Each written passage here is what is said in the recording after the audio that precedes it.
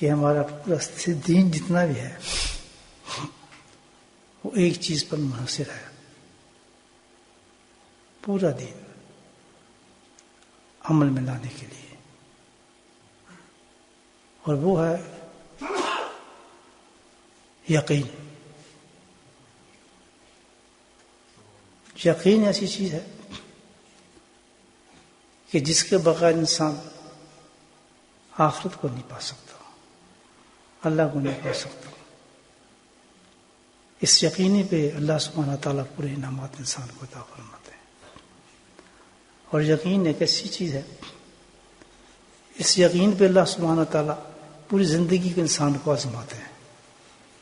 جتنے بھی امتحانات انسان کی زندگی میں ہوتے ہیں، شعور اختیار کرنے کے بعد، جوانی میں، بڑھاپے میں، موت تک، ایک ہی آزمائش انسان کے سامنے آتی ہے، اور وہ اس کا یقین ہے کہ اس کو اللہ کے اوپر کتنا یقین ہے۔ جس قدر جس کا یقین پکا ہوتا ہے، الحمدللہ، اسی قدر اس کا امر، اس کے افعال، اس کی زندگی اللہ کے حکم کے مطابق ہوتے ہیں۔ جتنے بھی احکامات اللہ قرآن میں بیان فرماتے ہیں وہ سارے کے سارے جو ہیں انسان کی یقین پر منحصر ہیں۔ ایک تو دین وہ ہے کہ ہم عمل کرتے رہتے ہیں، چلو بھی نماز پڑھ لی، فلاں پڑھ لی، لیکن یہ یقین کا درجہ نہیں ہے۔ یقین کا درجہ وہ ہے کہ جس چیز کا اللہ حکم دے اس کو کرے، اور جس چیز سے روکے اس سے رک جائے۔ اس یقین کو بلند کرنے کا راستہ جو بتایا ہے تزکیہ، اس کے لیے آدمی پھر کونوا مع صادقین، ان لوگوں کی صحبتوں میں جاتا ہے جن کے پاس آلریڈی پہلے سے الحمدللہ یقین کو بلند کیے بیٹھے ہوتے ہیں۔ کیوں کہ وہاں جب جاتا ہے آدمی، اس کا مقصد کیا ہے؟ جیسے ہم لوگ ہیں، میں آج صاحب کے پاس گیا، کیوں آئے ہم، کس لیے جاتے ہیں؟ جو کوئی روایتیں تو ہے نہیں کہ پیری بننے مرید چل رہی ہے، مرید بننے چلا گیا، اس کے پیچھے ایک مقصد ہے جو قرآن میں بتاتا ہے۔ مقصد اس کے لیے ہے کہ ہم وہاں ان کی صحبتوں میں اس لیے جاتے ہیں کہ اپنے یقین کو بلند کرنا چاہتے ہیں۔ ان کے پاس کوئی بوٹی نہیں ہے کہ آپ کو نمازی بنا دیں گے، ان کے پاس کوئی بوٹی نہیں ہے آپ کو سنگا کے، بعض لوگ آتے ہیں ہمیں جی بس منزل دے دیں، بس جی کوئی ایسی پھونک مار دیں، کوئی ایسی توجہ دے دیں، ایسا کوئی چیز نہیں ہے۔ ہر زمانے میں مجاہدات کے رنگ بدلتے ہیں ان کے، جیسے آپ کیا بتاتے ہیں ہمیں یہ تصوف تزکیہ کیا بتاتا ہے کہ سب سے پہلے مکمل اور کامل یقین بلند کرنے کے لیے اس شخص پہ یقین ہوگا جس شخص کے پاس وہ جا رہا ہے۔ اگر اس پہ اس کو یقین نہیں بلند ہو رہا، اس سے یقین پختہ نہیں ہو رہا، اس کی باتوں پہ اس کو یقین نہیں ہو رہا، تو سوال ہی پیدا ہوتا کہ اس کے اگلے درجے پہ کوئی یقین جائے۔ اس لیے لوگ ناکام ہوتے ہیں۔